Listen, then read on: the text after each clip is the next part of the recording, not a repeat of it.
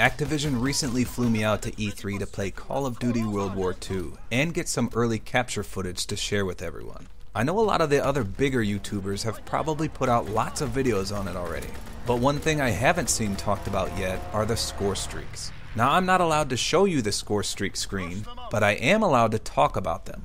So in the build of the game I played at E3, there were 12 score streaks. First, for 400 points, the Recon Aircraft. It says, a Recon aircraft that reveals enemies on the minimap. So this is obviously just the UAV from prior Call of Duty games. The people I played against were wank on the cob, so I didn't get much chance to shoot down one of these. However, I'm not even sure you can shoot down the Recon plane, based on the description of the next score streak. Speaking of which, for 425 points, the Counter Recon Aircraft. It says, a fighter that destroys enemy recon aircraft, or counter recon aircraft, or blocks enemy recon aircraft. Now that's a bit confusing, but that's a direct quote. This almost sounds like air superiority from Call of Duty Ghosts. I don't know what the difference between destroying a recon plane and blocking an enemy recon plane is though.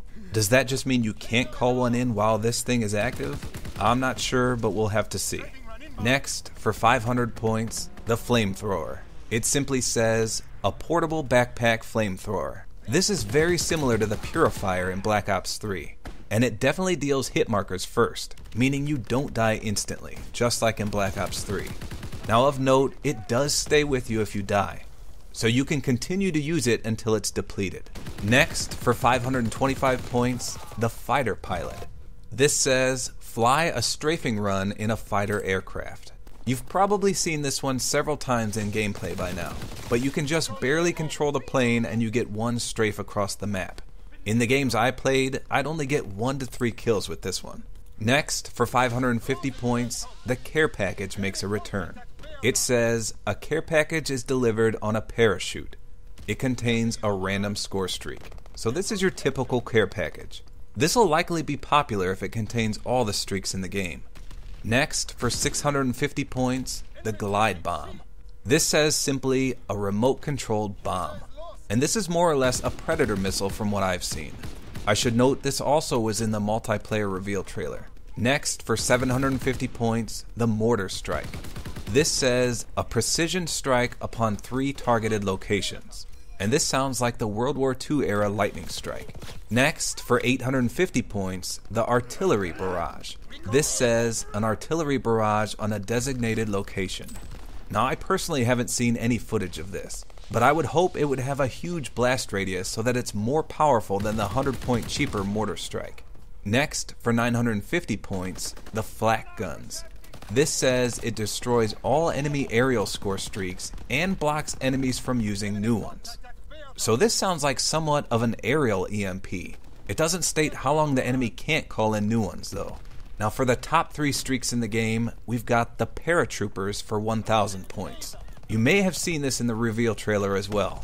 It simply says, call in Paratroopers for reinforcements. It doesn't mention how many drop in, but you can likely think of this as the support squad mate from Call of Duty Ghosts. They'll of course be AI controlled, which could be hit or miss as to how they perform for you. Next, for 1200 points, the Carpet Bomb. This says an aerial obliteration bombing that makes multiple passes over enemy occupied territory. And this sounds pretty frightening to me. The fact that it makes multiple passes should make it a force to be reckoned with. And lastly, the most fearsome score streak in Call of Duty World War II, the Ball Turret Gunner. This will cost you a whopping 1400 points. It says, occupy a B-17G and decimate enemies with its ball turret. Now as a self-proclaimed World War II buff, let me give you a bit of a history lesson here. The B-17G was nicknamed the Flying Fortress. It was a 4-engine heavy bomber that dropped more bombs than any other US aircraft in World War II. However, it's not the bomb dropping we're concerned about here, but rather it's the ball turret. A ball turret was a sphere-shaped gun turret fitted to some American aircrafts during World War II. It's more or less 2 heavy machine guns, along with a sight and ammunition. A single gunner sits in the bubble, hunched over almost in a fetal position, knees up to the chin, with the machine gun controls just inches away. The ball turret gunner was one of the most dangerous assignments in World War II.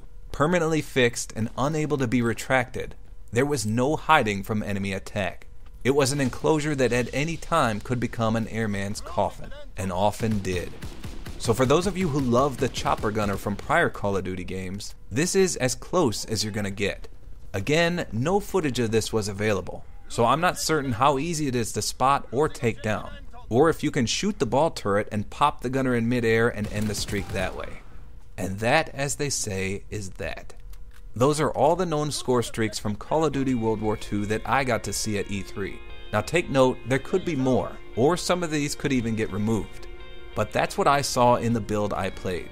So let me know in the comments which ones you like or dislike, or what you think they should have added instead. Most of these sound fairly reasonable to me, but I'm more than thrilled to see a chopper gunner-like streak make its fearful return.